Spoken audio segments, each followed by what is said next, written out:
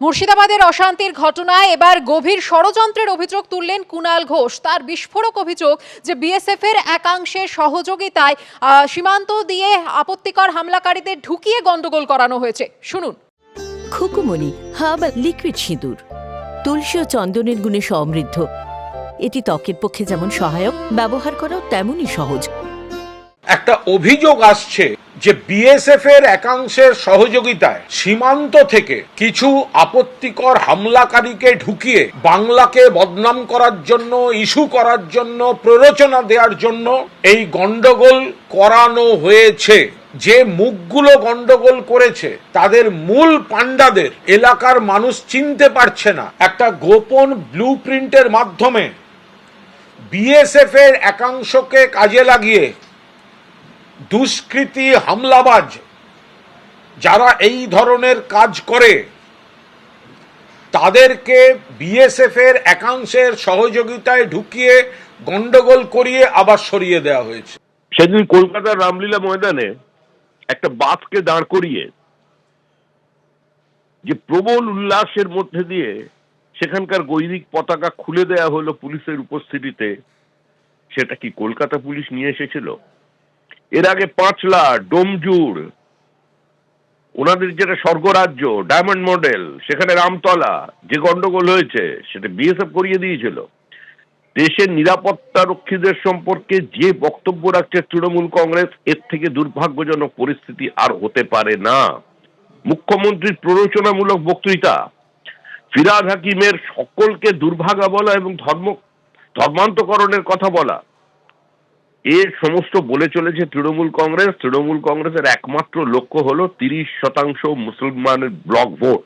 আমার মনে হয় শুভবুদ্ধি সম্পন্ন যারা মুসলিম ভাই বোনেরা আছেন, যারা মুক্ত মনের মানুষ আছেন, যারা মনে করেন যে আজকের ধর্ম হলো গণতন্ত্র, তারা এ ধরনের বক্তব্যকে প্রত্যাখ্যান করবেন। আসলে এ ধরনের বক্তব্যের এই মুহূর্তে কোনো গ্রহণযোগ্যতা নেই। তৃণমূল কংগ্রেসের লক্ষ্যটাই হলো বিভাজন, লক্ষ্যটাই হলো ধর্মের উপরে ভিত্তি করে আজকে একটা নির্দিষ্ট ভোট ব্যাংক তৈরি করা। তৃণমূলের একজন বিধায়ক তাপস চ্যাটার্জি রাজারহাটের, তিনি বলছেন কিছুদিন আগে যে আমার সবচেয়ে বড় দুঃখ এটাই যে আমি মুসলিম ধর্মে জন্মগ্রহণ করিনি।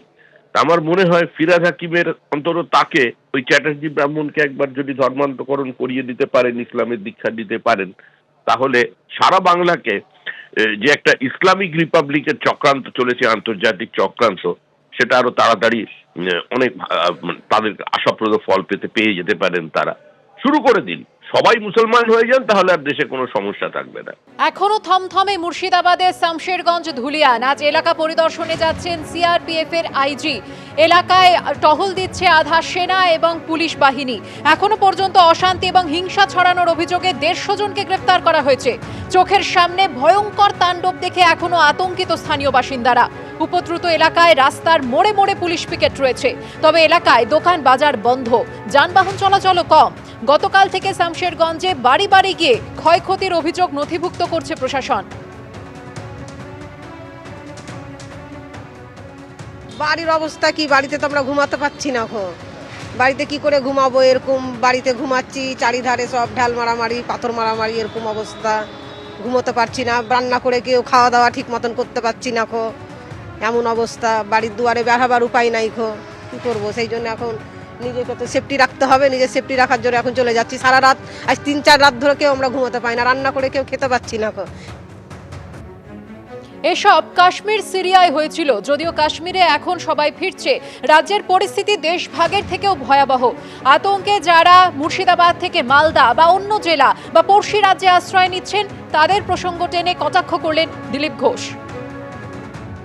কাশ্মীরে হয়েছিল, কাশ্মীরের লোকেরাই ভারতবর্ষের মধ্যে উদ্বাস্ত হয়েছে। আমরা সারা দুনিয়া থেকে লড়াই যুদ্ধ হোক, যাই হোক, দেশ ছেড়ে হোক অন্য দেশে যায়। আজকে প্যালেস্টাইনে হচ্ছে, সিরিয়াতে হচ্ছে, কাশ্মীরে একসময় ছিল। আজ কাশ্মীরের লোক কাশ্মীর ছেড়ে কোথাও যাচ্ছে না, ফিরছে। কিন্তু পশ্চিমবাংলার লোক পশ্চিমবাংলার এক জেলা থেকে অন্য জেলায় যাচ্ছে বা পশ্চিমবাংলার বাইরে চলে যাচ্ছে। এটা 21 সালে ইলেকশনের পরেও দেখেছি, বহু লোক বাংলা ছাড়া হয়েছে। আর এখন মুর্শিদাবাদের লোক মালদাতে, নদিয়াতে চলে যাচ্ছে বা অন্য জায়গায় আত্মীয় বাড়ি চলে যাচ্ছে। তো আজকে দেশ ভাগের চেয়েও ভয়াবহ পরিস্থিতি।